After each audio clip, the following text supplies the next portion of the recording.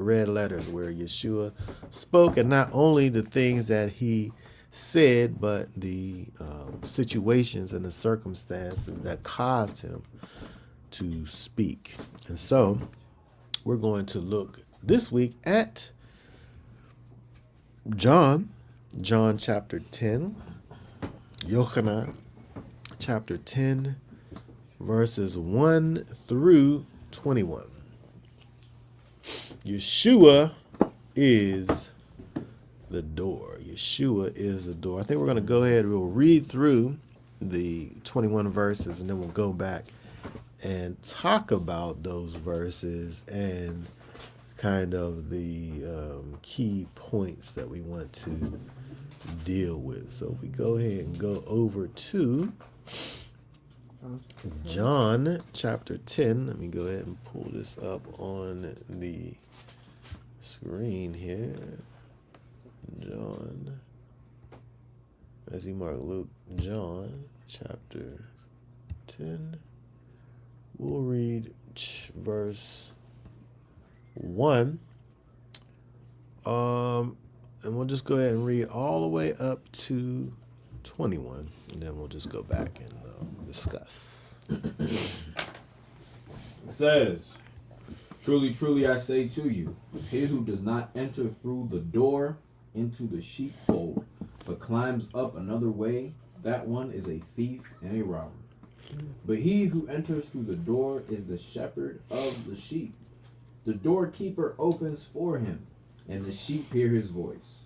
And he calls his own sheep by name and leads them out. And when he has brought out his own sheep, he goes before them, and the sheep follow him, because they know his voice. And they shall by no means follow a stranger, but shall flee from him, because they do not know the voice of strangers." Yeshua used this figure of speech, but they did not know what he had been saying to them. Yeshua therefore said to them again, "Truly, truly, I say unto you, I am the door of the sheep. All who came before me are thieves and robbers, but the sheep did not hear them. I am the door. Whoever enters through me, he shall be saved, and shall go in and shall go out and find pasture. The thief does not come except to steal and to slaughter and to destroy. I have come that they might possess life, and that they might possess it beyond measure. I am the good shepherd. The good shepherd lays down his life for the sheep. But the hireling, and not being a shepherd, one who does not own the sheep, sees the wolf coming and leaves the sheep and flees. And the wolf snatches the sheep and scatters them.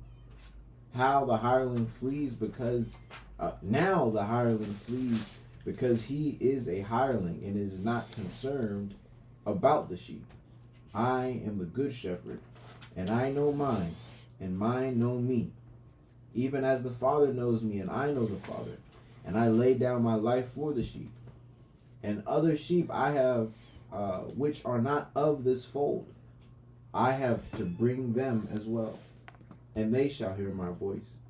And there shall be one flock, one shepherd. Because of this the Father loves me, because I laid down my life in order to receive it again. No one takes it from me, but I lay it down myself. I have authority to lay it down, and I have authority to receive it again.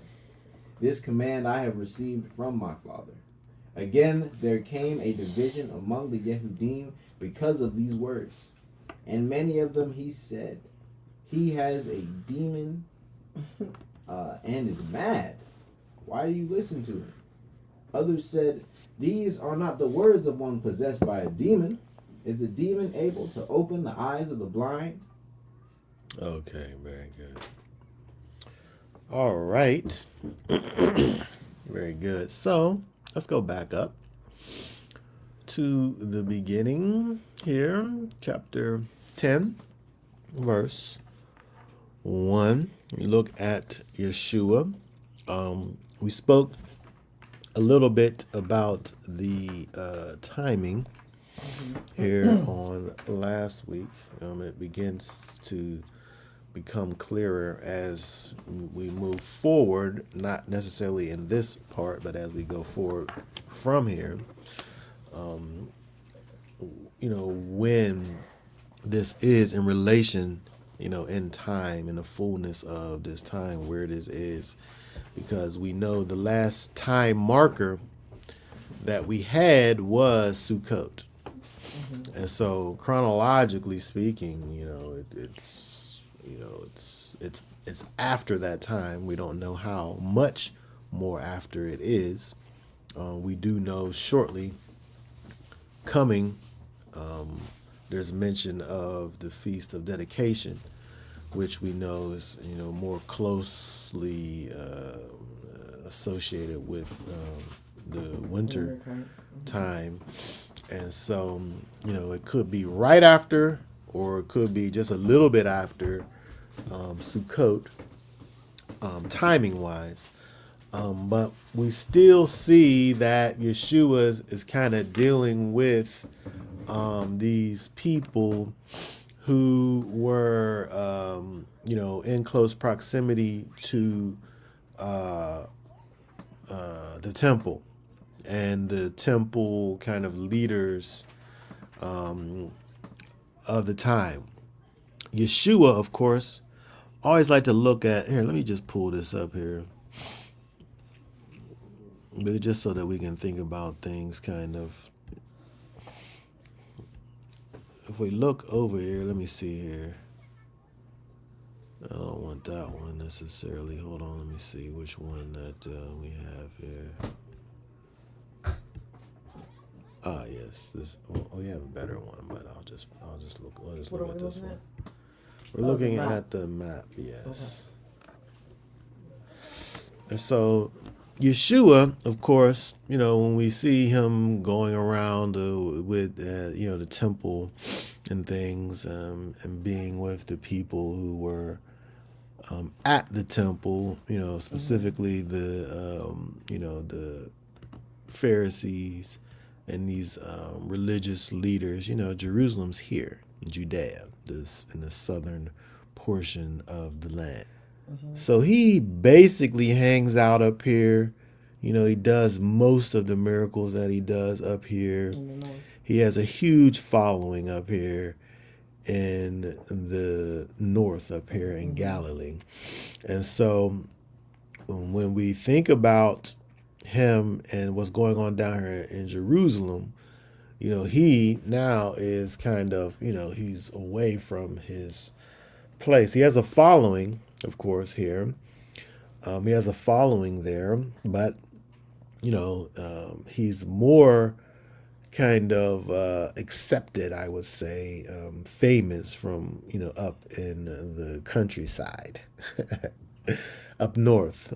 Down here, he has a lot of, there's naysayers up there. There's a lot of them down here, but they're specifically kind of the people that are in religious power or control down here in Jerusalem. Have these official people. They have the official schools and things down here, and these religious elite and things, and these people are down here. And so when you look at the things that Yeshua has to say over here when he talks to these people, we've recently talked about people trying to kill him and him escaping. But when we look at him now saying the things that he's saying now, he's speaking to all of the people. He's speaking to the people that believe him and that follow him. But he's also in earshot of these people who don't and have these interesting things to say about who he is. He basically, at this time, when he goes into this whole thing about the door and the shepherd and the sheep and the doorkeeper, is saying a bunch of things. He's talking about who he is. He's talking about who believers in him are, But he's also talking about these people who are these so-called leaders, shepherds, if you will, of the time, and who they aren't. Who they aren't. So when he says who he is, he's saying who they aren't. When he says who he is, he's at the same exact time saying who they ain't. Mm-hmm. There's a shepherd, and then there's you. Mm-hmm. I'm the shepherd. I don't know who you are. Well, I do know who you are, but I'm not going to say all that. Yeah. And so let's look at some of this over here. He says, first off, he starts off saying, truly, truly, verily, verily, amen, amen. Mm-hmm.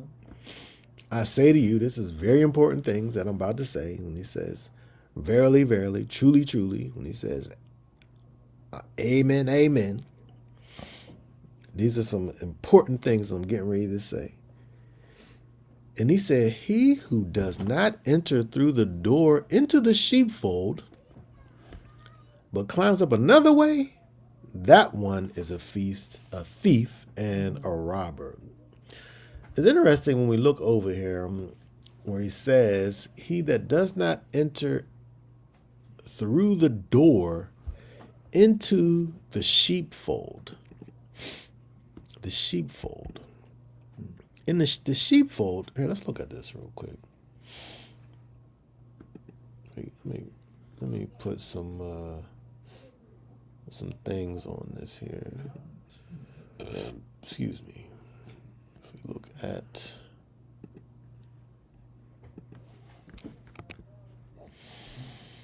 this word here in the Greek, I'm just going to put it up in the Greek, and just because I'm curious here. This ole in the Greek, a yard. Oh, interesting.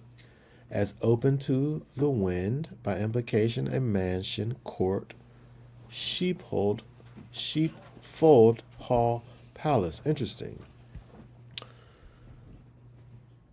They need two words to say it there. What does this mean here? Something that walks forward, that is specifically sheepfold. Okay, that's interesting, because this word sheepfold, ole, in the Greek, in the Hebrew, that word is actually deer. Mm-hmm. That word actually is deer, kind of like you hear sounds, the deer, like an animal, but we're not talking about the animal. But it sounds like it. Get that Bible up right there, please. Right? Deer, it's Dalet Yod Resh. Dalet Yod Resh. It's deer. Mm-hmm.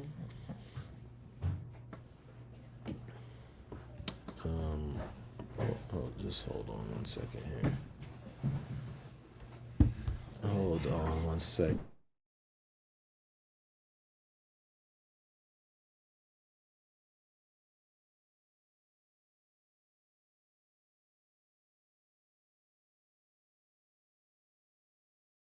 Okay, so the word here that's translated in the Greek as sheepfold, the Jews at the time, they called this idea here deer. The sheepfold, the word sheepfold. The word sheepfold. Mm-hmm. And it was this thing that they were referring to. It was an enclosure, sometimes in the manner of a building and made of stone, and sometimes it was fenced with reeds, and in it was a large door at which the shepherd went in and out when he led in and brought out the sheep. And so at the tithing time, or the time that was used to kind of give unto the Most High,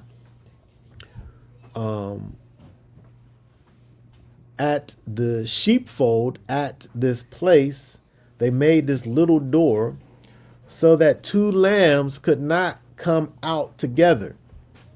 They had to kind of go out in a single file line, for kind of the accounting purposes, right? And so it's interesting when we think about this sheepfold, right? Yeshua said, I say unto you, he who does not enter through the door into the sheepfold, into this building that is the tent, or that is the pen, not pen that you write with, but like I don't know why the only thing I can think of is a pig pen. But this housing, do they call them that? I'm not sure if they do or not. But it's this place where the sheep are held that can be made out of stone, but also can be fenced in with wood. But the idea of it having this opening, this doorway that was used for regulating, for the regulating of the entrance and the exit of those that belonged in it. So you're saying that the sheep could only come out one at a time out of the place? Yes, they could only come out. You couldn't they had to. It was a narrow. It was door. a small door. Yes, it was a small door that was big enough for one of them to come out at a time. They couldn't like rush it. They would have to be in line. They'd have to be in order. So to go in and out of the door, there was order involved in the going in and out that was regulated by the shepherd. And so when we think about the idea of sheepfold, we miss that. When we just read it was at the door of the sheepfold, you just think of a bunch of sheep. Yeah, and a big gate. Yeah, I just think about a bunch of sheep, and they're in this, like when we went to the little farm or whatever and saw the cute little sheep. The little lambs are so cute, these little things. They got these little cute little eyes and little faces and everything. And they're all bunched up together. They're running around. When you think about a sheepfold, that's what you think about, the places where they are. But when we think about really the place where they are in the context of over here, it's like they're you still have that image of all of the sheep being there, but there's a door that's connected with this place, and it's the door is regulated by the shepherd, and there's order and structure associated with it, right? Where the sheep can't just rush out all at once. They're let out or let in by the shepherd.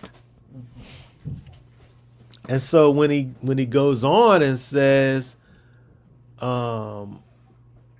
he who does not enter through the door into the sheepfold, he who don't come in through this designated place that was made and that's governed by the shepherd, that person, it puts on there, climbs up another way. He's not even using the created door that was made for getting in and getting out.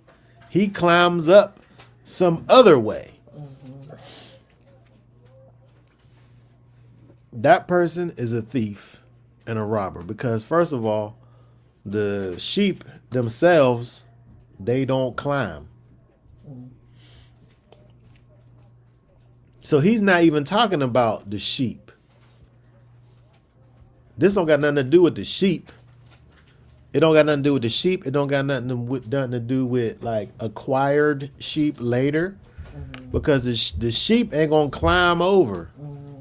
They're not climbing over. They're not like goats, where goats will jump over and climb up stuff and get over top of it.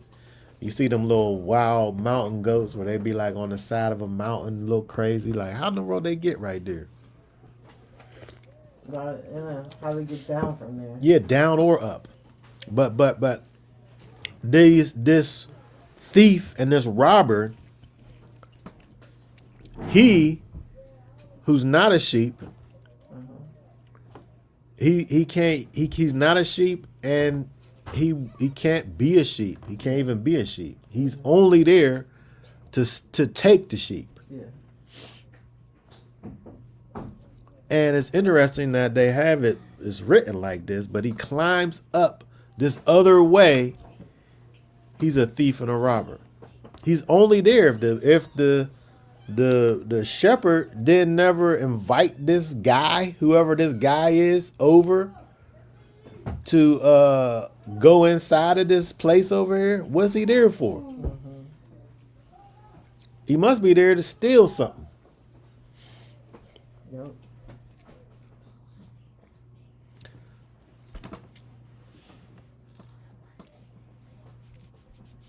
I want to look at a couple things here. Let's go over to.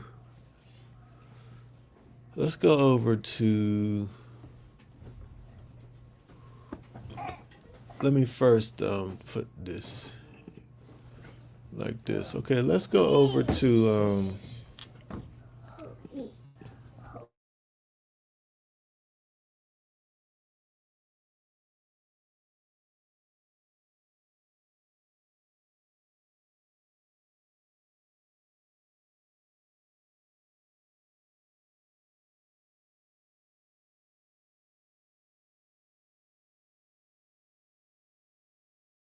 All right. I want to go to Psalms. I want to go to Psalms. I want to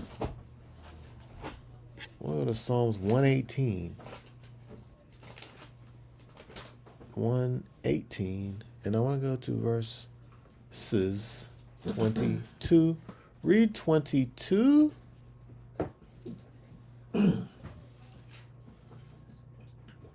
And 23. Hold on one second. Let me make this big. Okay, go ahead. It says, the stone which the builders rejected has become the chief cornerstone. This was from Yahweh. It is marvelous in our eyes. Okay, this is interesting because when you think about the stone that the builders rejected has become the chief cornerstone. The chief cornerstone? The chief cornerstone, you know, when you come to making a structure and you have that cornerstone, you know, that cornerstone, from that cornerstone is where you get your square from. You know, you can go straight out from one way and straight out from the other way and then straight up from it, right? So you get all your dimensions from that chief, right, from that cornerstone. You set that perfectly where you want to go. It's the building block for the rest of the thing. And so when we look at this verse over here, you know, the chief cornerstone that the builders rejected is interesting. That it talks about the one that the builders rejected. When we think about Yeshua, not because he wasn't a good cornerstone. He, in fact, was the best cornerstone that could be. But the ones who rejected the chief cornerstone, the issue wasn't with the cornerstone, it was with them. Right? And so this is just simply saying that these builders, they rejected the chief cornerstone. But that one that they rejected actually becomes the chief of cornerstone. So they rejected the way into what was going to become this dwelling place of the Most High. They rejected that way, which is what becomes the foundation of what it is to even be connected to the Most High. It said this was from Yahweh and is marvelous in our eyes. But they at the time didn't understand that. And so when we think about Yeshua talking to these people, they're rejecting him. They're saying, you ain't what you say you are. You're from the devil. I'm thinking, no, he ain't from the devil. He be making the blind people see. They're going back and forth about it. But the thing is that they're rejecting him as who he says that he is, which is the sole foundation of everything. He's that door into the sheepfold. The sheepfold being a place where the sheep are. It's the shed. It's the pen. Like the place where they live at. It's the building. It's the structure, right, where they are. Mm-hmm. Let's also look at I want to also look at another scripture here. Let's go over to Isaiah. Look at Isaiah. We're still talking about really the sheepfold in this place that has a door that's a regulated door, but it's a door for for special purposes. Isaiah. Let's look at Isaiah 5. Isaiah 5. I want to read 1 through. Hold on. I'll look at 1 through 7. It says, please let me sing to the one I love, a song for my loved one regarding his vineyard. My loved one has a vineyard on a fertile hill, and he dug it up and cleared it of stones and planted it with the choicest vine, and built a watchtower in its midst, and also made a wine press in it. And he waited for the yielding of grapes, but it yielded rotten ones. And now, O inhabitant of Jerusalem, a man of Yehuda, please judge between me and my vineyard. What more could have been done to my vineyard that I have not done in it? Why, when I waited for the yielding of grapes, did it yield rotten ones? Mm-hmm. And now please let me inform you what I am doing to my vineyard, to take away its hedge, and it shall be burned, mm-hmm. to break down its wall, and it shall be trampled down. And I lay it waste. It is not pruned or dug, and thorn bushes and weeds shall come up, and I command the clouds not to rain on it. For the vineyard of Yahweh of hosts is the house of Israel, and the man of Yehuda is his pleasant plant. He looked for right ruling, but see oppression, for righteousness, but see weeping. Okay, very good. So this is relevant because it's interesting we think about the job, the purpose, the responsibilities that are connected with this one who is the owner of this vineyard, mm-hmm. the one who plants the vineyard. He's the controller of it, the vineyard. I mean, the I guess he would be the husbandman of the vineyard, right? He digs it. He clears all the stones. He plants it with the choicest vines. He made this watchtower in the midst of it. He made the wine press. He the vine dresser. He controls the whole thing, right? And so this is an example, of course, of something that happened with even when you think about how it didn't turn out the way that he wanted for it to turn out. And then so he kind of judges it. Yep. Right? He judges it and he says, no more rain come on this place.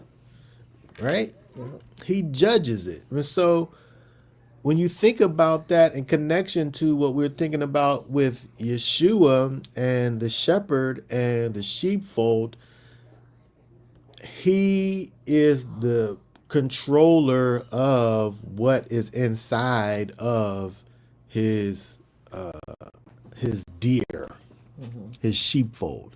In this case, his vineyard. He's in control. He's in control of it. And when it don't go the way that he want for it to go, he scraps it. Right? Yep. But he is the controller of it. Right? He is. And then so again, if we go back over to John, let's go back over to John chapter 10. If we go back to John chapter 10, he's a controller of it. Now now we look at verse 2. Read verse 2 again first for us. But he who enters through the door is the shepherd of the sheep. Oh, the one who's the controller of it, he don't gotta climb up those sides. He goes in and out of the door because he got control of the door. That's his door. Right, it's his door. He's the controller of it. So he who enters through the door is the shepherd of the door. Now the sheep go in and out of the door, but he done switched it up now because he's not talking about the sheep, because the sheep only go in and out of the door when the shepherd wants them to go out and in and out. He's comparing now the one who tries to climb up and sneak in some other way, the thief and the robber, and himself who openly with full authorization goes in through the door. And the doorkeeper, he opens it for him. Now, it's interesting. We look at, the way Yeshua is talking over here. He has all of these people that are involved. He has all of these people that are involved in this whole situation here, right? All of these people are involved. The doorkeeper, the shepherd, the sheep. Right? Yeshua here, he's multiple persons, actually. He's the doorkeeper. Yeah. He's the one who allows those to come in and out of the door. He's the shepherd. He's the shepherd, right? Where he's the shepherd of the sheep. He's the one who leads the sheep in and out the door where they need to go. He takes them to go and graze on foods and everything. And interesting, the relationship between the sheep and the shepherd. They follow the shepherd. They trust the place that the shepherd has taken them to eat. They are safe when the shepherd is around. They look towards the shepherd for safety, right? But again, we look at Yeshua, what he's doing when he's speaking kind of in these parabolic terms. Again, he's got multiple roles in these, in what he's saying. The doorkeeper, right, who opens the door, and the sheep. The doorkeeper is the shepherd, but we letting us know that the shepherd, he not only does he deal with the sheep, but he deals with those who could potentially come in and out through the door that he controls. And so the sheep, they hear his voice, and he calls his own sheep by name and leads them out. There's an intimate relationship between the sheep and the shepherd.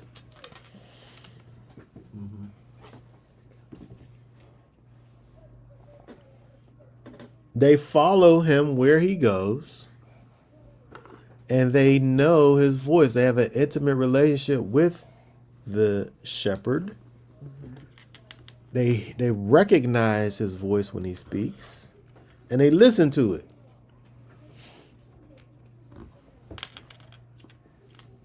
kind of like when you think about a dog and its owner. Sometimes people have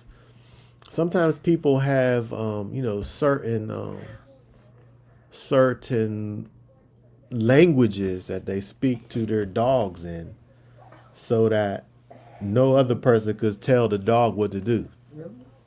Yeah. Like they be speaking to them in different languages just so you couldn't just come along and just because they be so obedient to hearing somebody say sit or come here or lay down. They hear those words and then they just listen to it.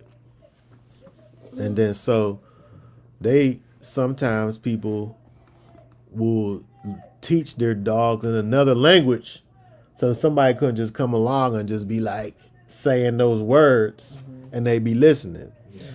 And so the sheep, they listen to the voice of the shepherd. They hear the voice. They're accustomed to not only what he's saying, but his actual voice. And they understand that they should go wherever it is that he is leading them. And then more so, look, read verse 5, right? Verse 5, he fixes the problem that I was talking about with the whole idea of some people just giving random commands and them following. Read verse 5 right there.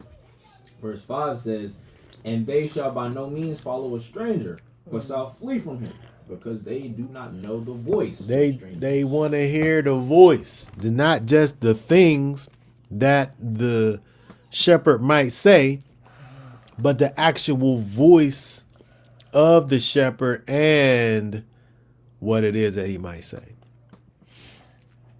And so Yeshua really right here, he's going deep on the people. But it's interesting that the things that he's saying, Yeshua, he's talking to the people about sheep.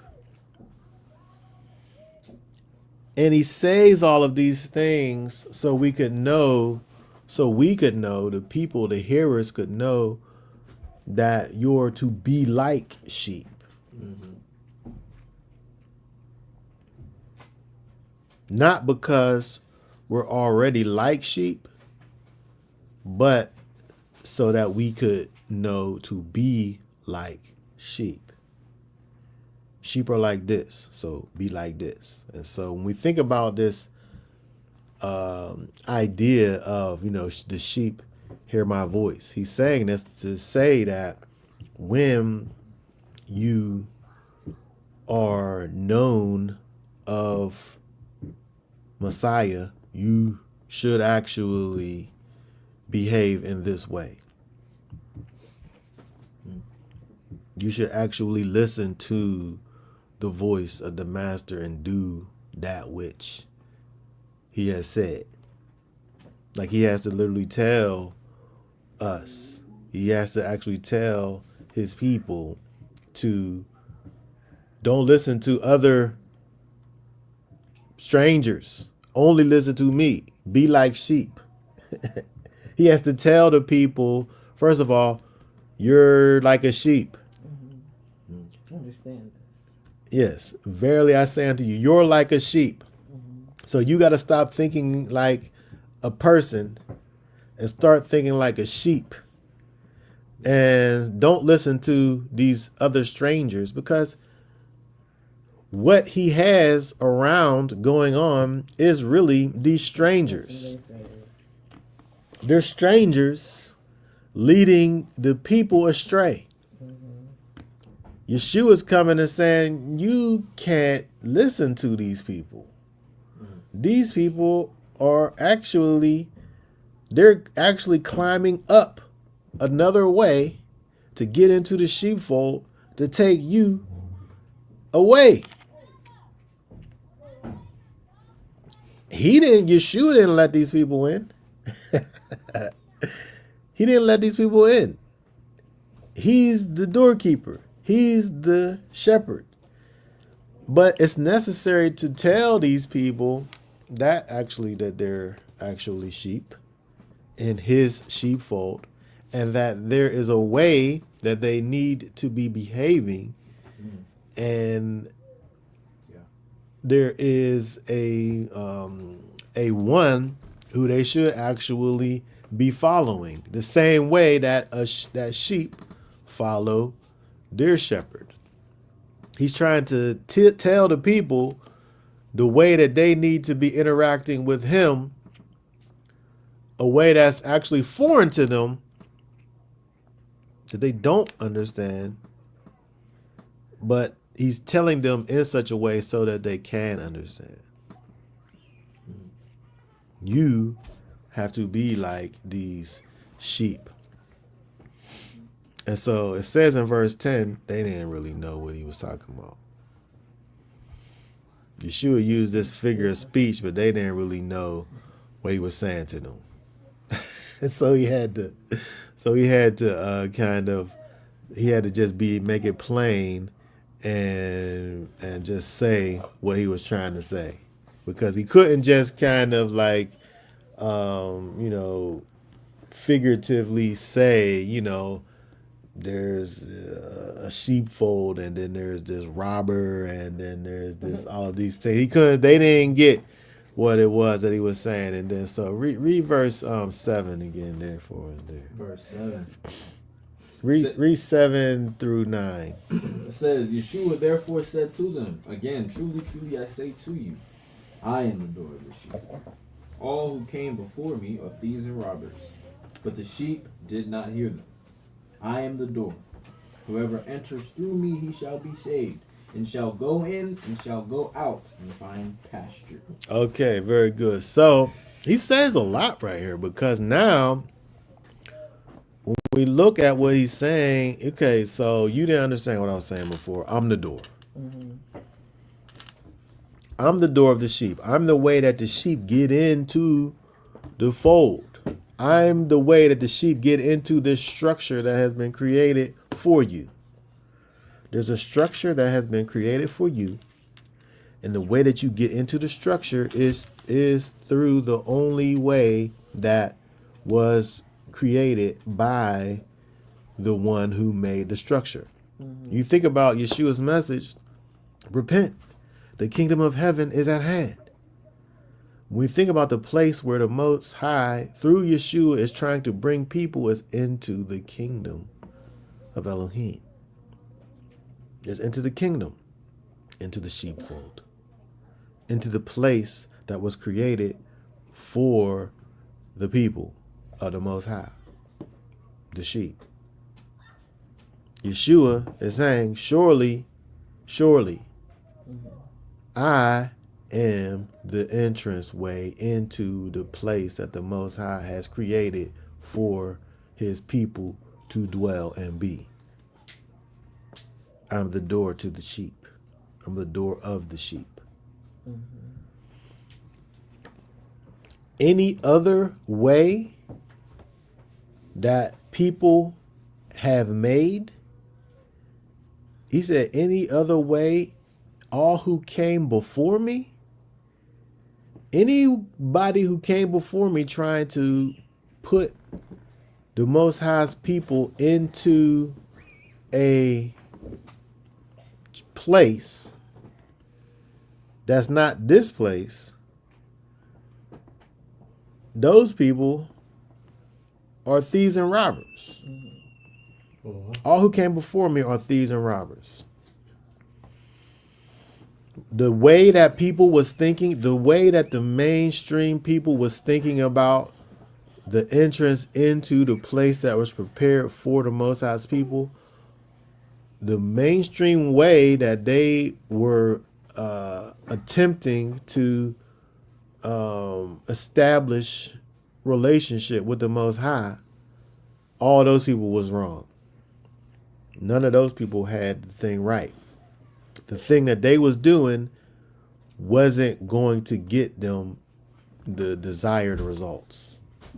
They might as well have been thieves and robbers. But it's interesting that he said, "But the sheep did not hear them." But they did. They did hear him though. But I think he's getting back into this whole parabolic thing. When he says that the sheep did not hear him, he's really only talking about the people who believe in him. They Because didn't go along with the naysayer. yes, those ones didn't hear him. They didn't hear him, right? And so he again, they didn't get the parable before, and so now he's just bringing clarity to that same idea. He's the door. The people are the sheep. Don't listen to these ways of these people who are trying to make it seem like he's not the door. Don't listen to them, but listen to me.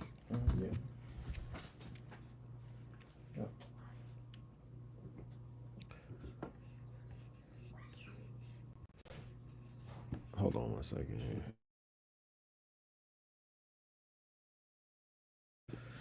Okay, so he says over here, I am the door.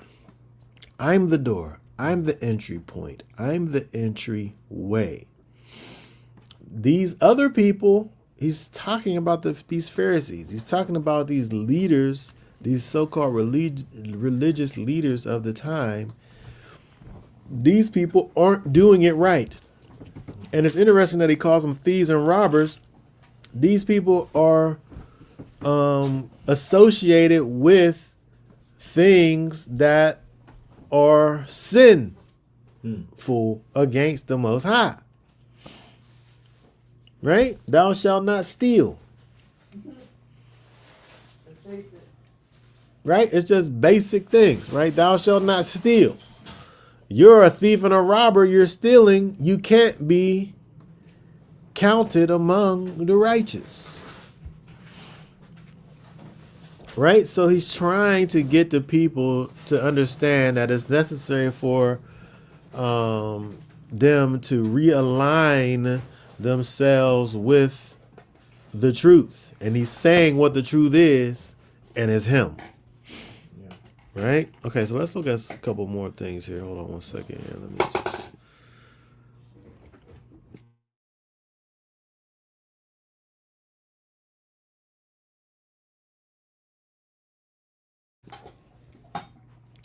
Okay, so I want to look at, let's see here. He said on the door. Oh, verse 9 we read, he said, I'm the door. Whoever enters through me, he'll be saved. And he'll go in and out and find pasture. But again, he's saying it in connection to what he already said. The doorkeeper is the one who offers you the ability to go in and out. And you can't just mass go in and out. You go in as the doorkeeper allows you. So you're going in and out and finding pasture. The sheep don't go find their own pasture. The sheep find pasture because the shepherd finds the pasture, and that's the only way they find it is that they're taken there by the shepherd. And so when you think about what he said over here in verse 9, saying, I am the door, and whoever enters in through me shall be saved and shall go in and out and find pasture, he's still connecting himself to the sheep and making sure that it's known that he's over the sheep, because in the context of what he's dealing with here, the sheep in the sheepfold, the shepherd takes the sheep in and out and gives the allowance for them to go in and out. He finds the food and they eat it, right? He finds the pasture and they eat it, right? They go where he say go. So all of that is included in that when he says he shall be saved, he shall go in and out and find pasture.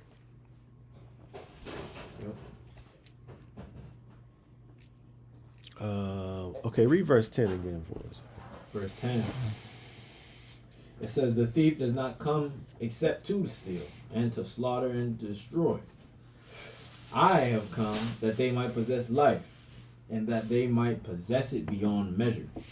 Okay, so again, he reverts back to dealing with this thief and this robber, this one who seeks to come into the sheepfold some other way. But when he comes in, he's only stealing.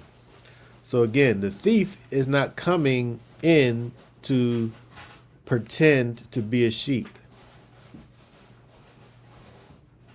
The thief isn't coming in to pretend to be sheep. He's coming in to kill and steal and destroy.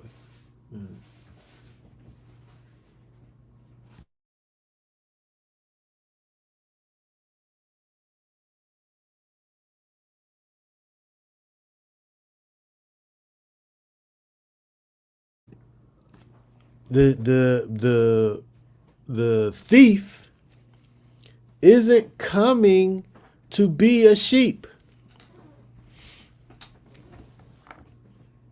And I think this is an interesting thought because I feel like I thought about this in a way of somebody coming into the sheepfold another way. As if someone tries to become part of the sheepfold. Somebody tries to be a sheep. There's some other way to come to salvation.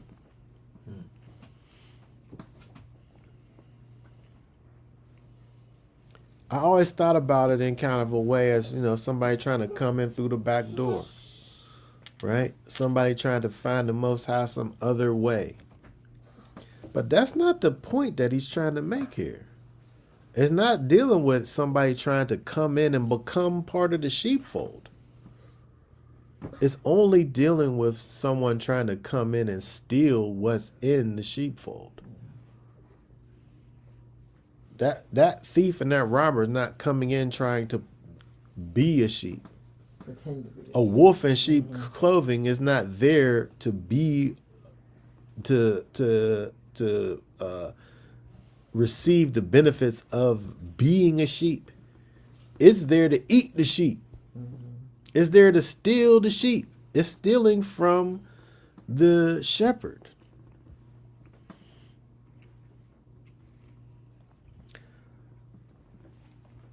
It don't got nothing to do with somebody trying to attain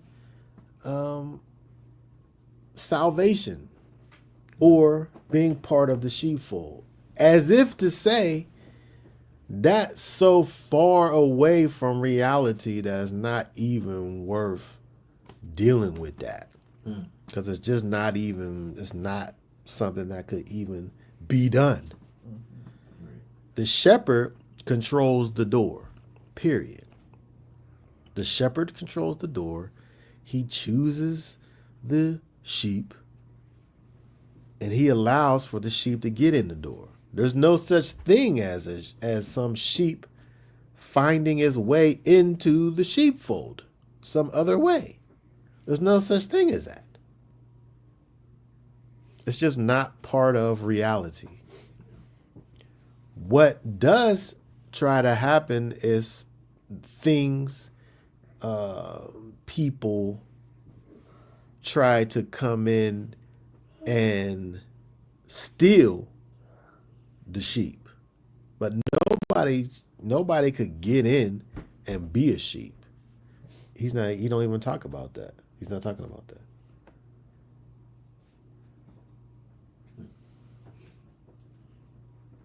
He's only talking about people doing the work and bidding of the devil and harming those that are in the sheepfold.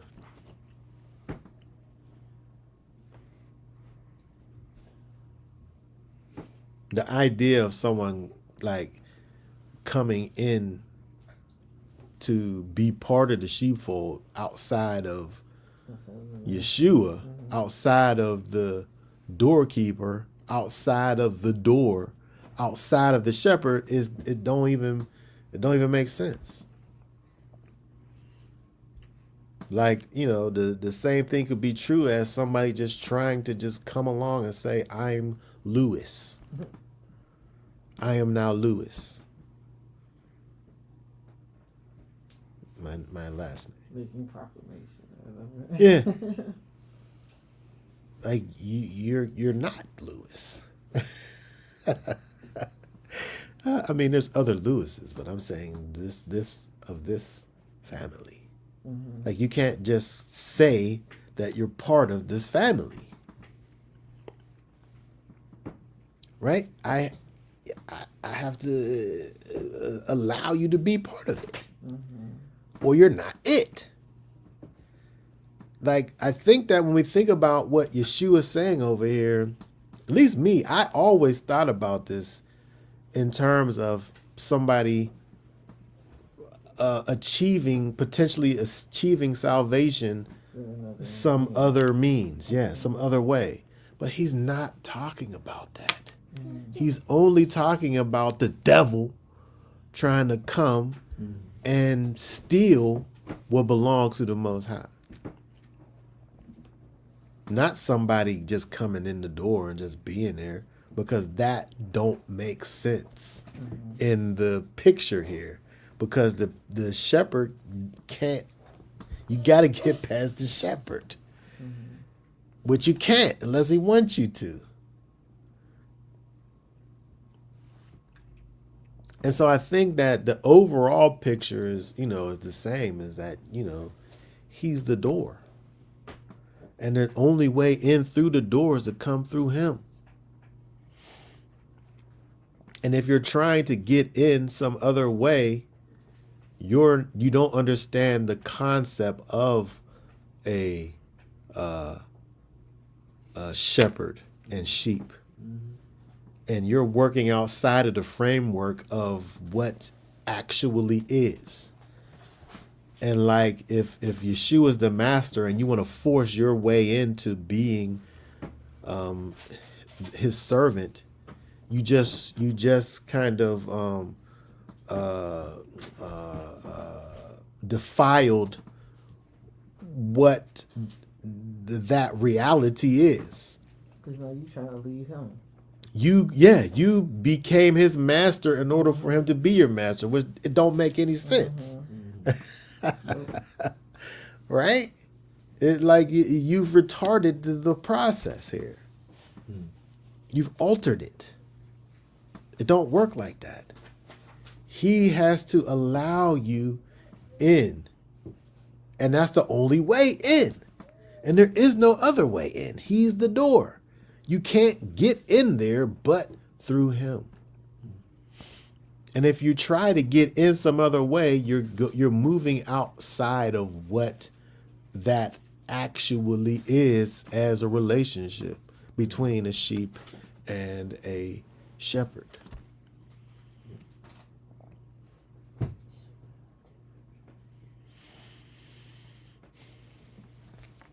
And then what Yeshua does is that he takes it to a whole other level too, in what he's saying, which points us to what he actually does with himself and his sacrifice for sin. That of course at this point they don't understand, but he's given everybody kind of these pictures of what it is that he's going to be doing. Here, let's read this again. Let's look at 11 through 13 again. Read that again. 11 through 13 says, I am the good shepherd. The good shepherd lays down his life for the sheep. But the hireling, and not being a shepherd, one who does not own the sheep, sees the wolf coming and leaves the sheep and flees. And the wolf snatches the sheep and scatters them. Now the hireling flees because he is a hireling and is not concerned about the sheep. Okay, very good. So when he says that he's the good shepherd, I feel like he's really saying that he's like a real shepherd. He's a real shepherd. He's not like somebody who's just like a substitute teacher. The substitute teacher don't really care about what's going on in the classroom. He's just there to collect a check. Right? He don't have no connection to the sheepfold. He's just there doing a job. Man, I ain't getting paid enough for this. That wolf coming here, I'm out of here. But a real shepherd, no, a good shepherd. What did that say? And I want to know what sometimes the Greek it lets you down. But what do it say over here? Beautiful, but chiefly good, valuable, virtuous, for appearance or use, and thus distinguished from good in the sense of benefit. Well, okay, hold on a sec. So it has a high quality of good as opposed to this other lower quality of good that there is in the Greek. But it's beautiful, chiefly figuratively good, literally morally valuable, virtuous, appearance, for appearance or use, good, honest, well, worthy. So this is a high quality shepherd here that Yeshua is talking about. So this high quality shepherd is going to do all of the things that a shepherd might do, and he's going to do it to its highest possibilities.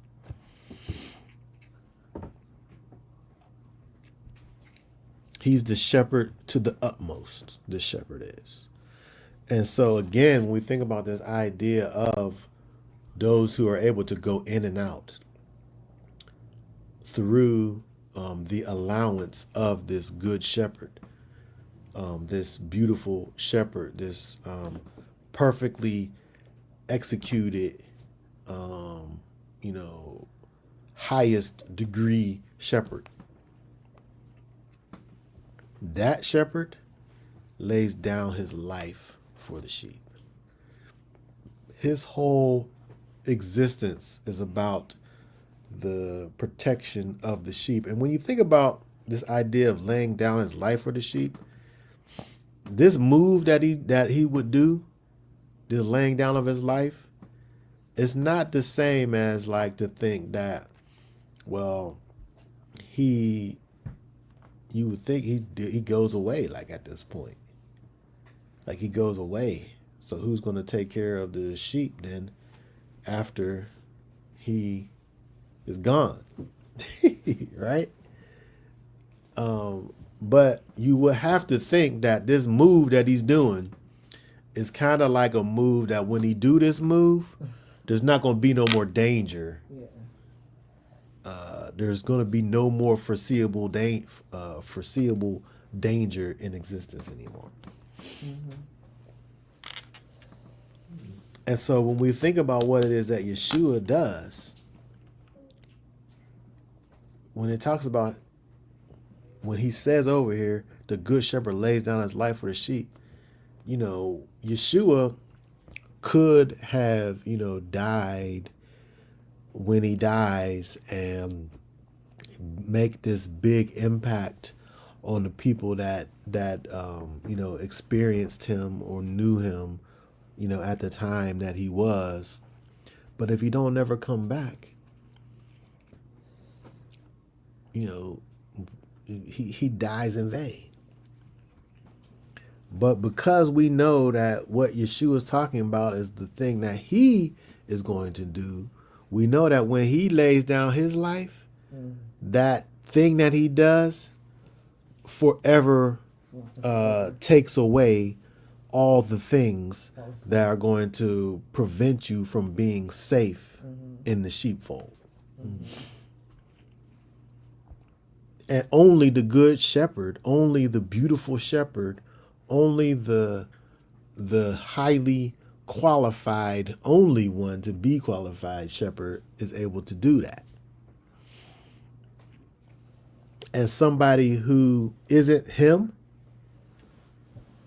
the hireling that's not a shepherd, he don't do it. And so when you think about the hireling here that it talks about,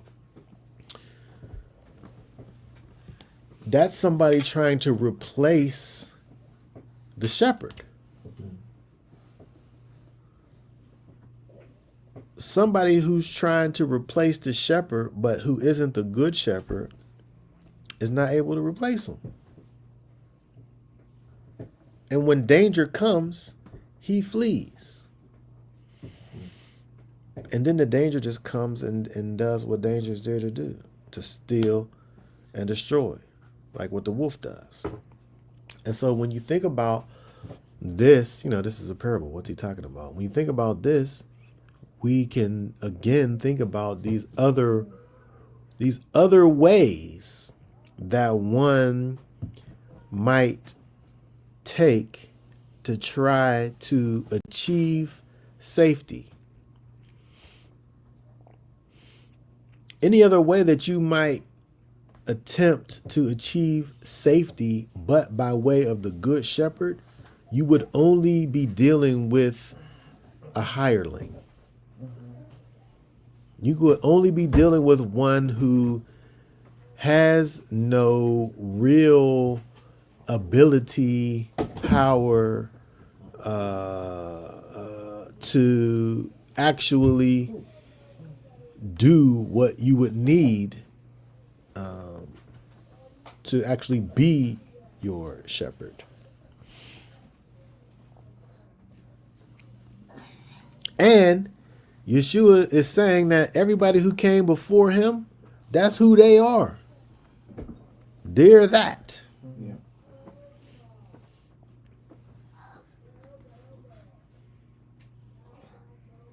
And they flee, and the sheep receive the consequences of that.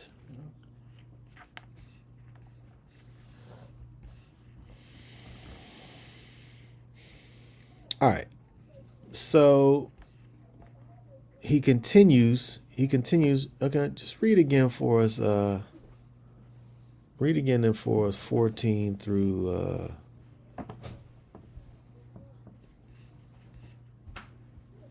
18. We'll close with just talking about this here. 14 through 18. Says, I am the good shepherd, and I know mine, and mine know me. Even as the Father knows me, and I know the Father. And I lay down my life for the sheep. And other sheep I have, which are not of this fold, I have to bring them as well. And they shall hear my voice, and there shall be one flock, one shepherd. Because of this, the Father loves me, because I lay down my life in order to receive it again. No one takes it from me, but I lay it down of myself. I have authority to lay it down, and I have authority to receive it again. This command I received from my Father. Okay, very good. So we see over here, Yeshua's to these people, he's saying these words, and it must sound interesting. They can't know what he's talking about. They can't know what he's talking about. We know that he's talking about the fact that he's literally going to die for us, for sin. He's going to be the literal Lamb of Elohim.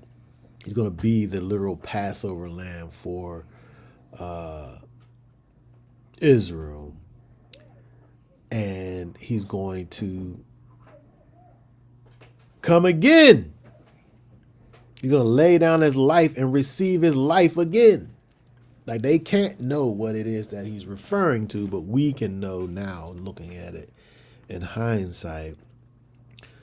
But it's interesting that when we look at, these things that Yeshua is saying, these ways that he's speaking to the people and building kind of the case for who he is and breaking down all of the various parts of what he came to do, to imagine, Yeshua on purpose. He spoke to the people in this way. He spoke to these people in this way on purpose, in ways that they didn't necessarily always understand exactly what it was that he was dealing with, and the way that he was saying things. But when you go back with, and have all of the information, you're able to see clearly these things. He's consistently dealing with the fact that the Father, the Most High, Almighty Yahweh, sent him to perform this task.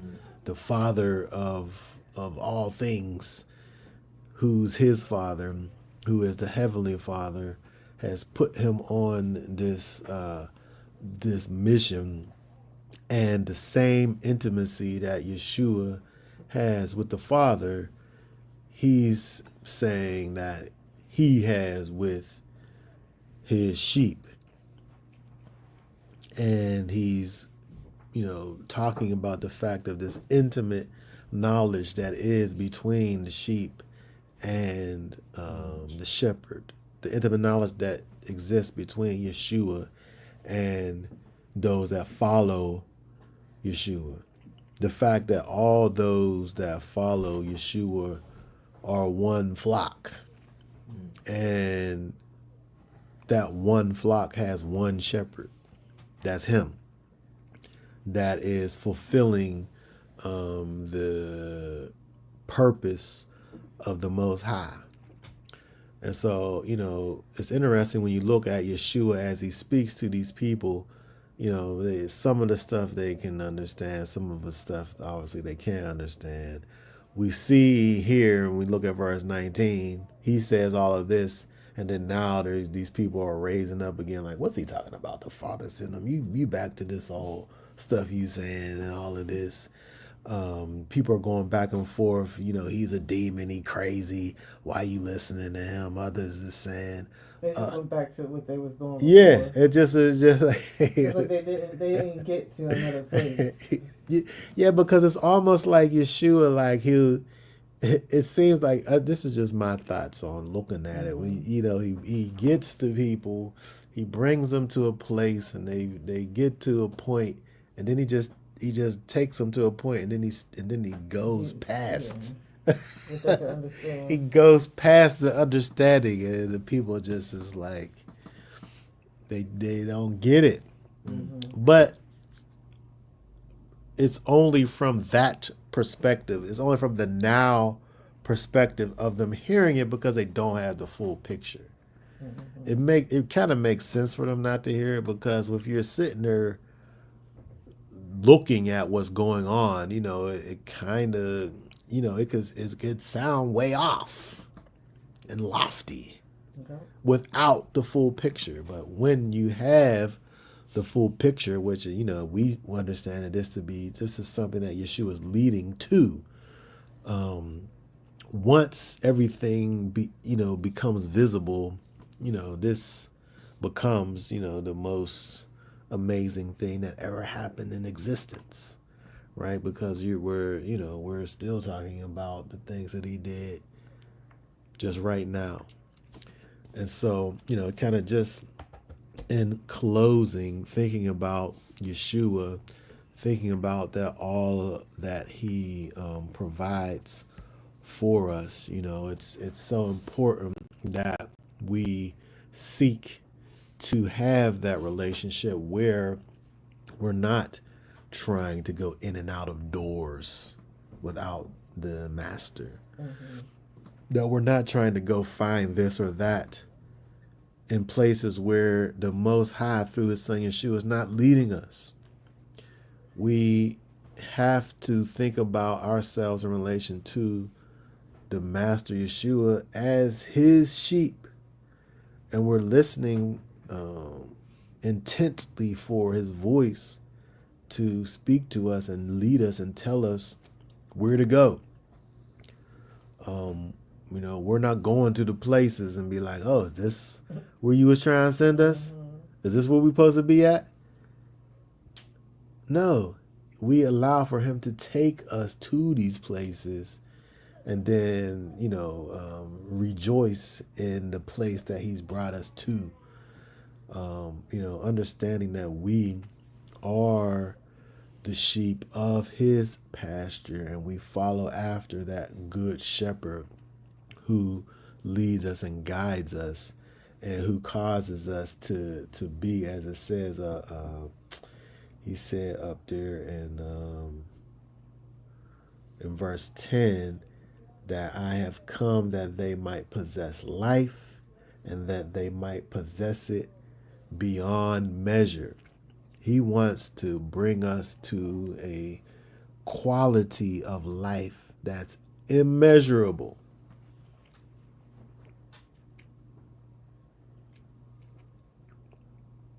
He wants to take us to a place that only he is able to take us to. And so, it's necessary for us to continue to desire that intimate relationship with the Master Yeshua, so that when he speaks, we're able to hear what he has to say. When a stranger speaks, we know that ain't the Master and that we shouldn't be listening to him. In fact, we should flee and run away from that stranger, because we know the Master's voice so much that these other voices and things, we run from. Okay. Does anybody have any questions, thoughts? Yeah, I just thinking about how Yeshua, like, it just seems like, people, like you said, people already pre-made their decision. Some of them did, at least. Oh, you mean those people there? Some of the people, especially the naysayer people. Oh, yeah. Yeah, because it didn't matter what he said or did, yeah. It didn't really matter what he said, what he did. I mean, he opened eyes of blind people. He healed people. He cast out demons. He did all of these things. Yeah. And it just reminds me of, like, the story, of Lazarus. It's like, even if he dies and rises again, there's still going to be naysayers. It doesn't really matter. And so, that gives him a lot of freedom, though, to talk to people, because, it's like the people that are going to listen to this message, they're going to be like, okay, well, we shouldn't be listening to these other people over here. But, people, I just feel like they just made their decisions before he even started talking. Yeah. Yeah, which, things like that become so obvious, because there's no way that you should have been able to see the things or even hear about the things that Yeshua was actually out here doing, and you saying that is from the devil that did it.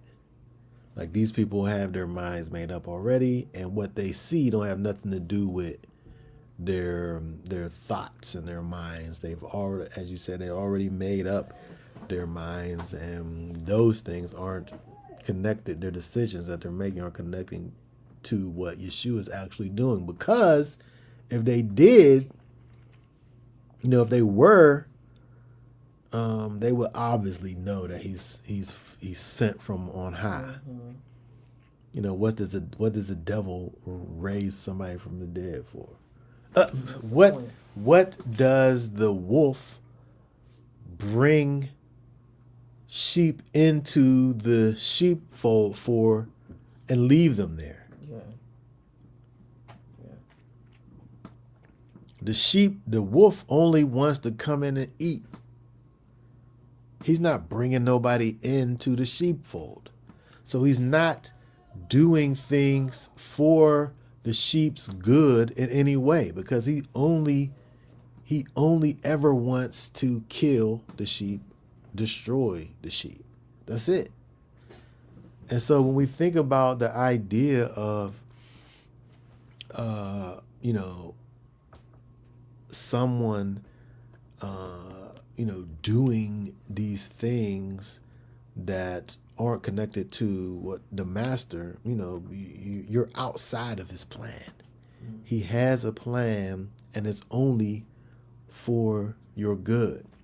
He only wants for you to possess life and to possess it beyond measure. And that's what he wants to be doing for you in your life. And so we have to be able to, continue to strive to be connected to Yeshua and understand who he is, and understand the way that he works, understand what he would say, understand what he wouldn't say. So that when we hear things and people sitting up here saying that he is from the Most High, that he's speaking the words of the Master, you could know, wait a second, Yeshua don't say that. The Most High's character is not in line with that. That ain't right. I can't follow that. That's a wolf. That's not the doorkeeper. That's not the shepherd. That's not his voice. I'm going to run away from that. We hear the voice and we know his voice. That means that we know his character. We know the things that he would say. We know the things that he wouldn't say. And we live our life according to that only. All right. So, that being said, we'll be done for now, y'all willing. We'll be back on next Shabbat to talk about more about the words of the Master and also the weekly Torah portion. Y'all willing. Everyone will have a wonderful rest of the Shabbat day. And for now, we'll say Shabbat Shalom. Shabbat Shalom. Shalom. Shabbat Shalom.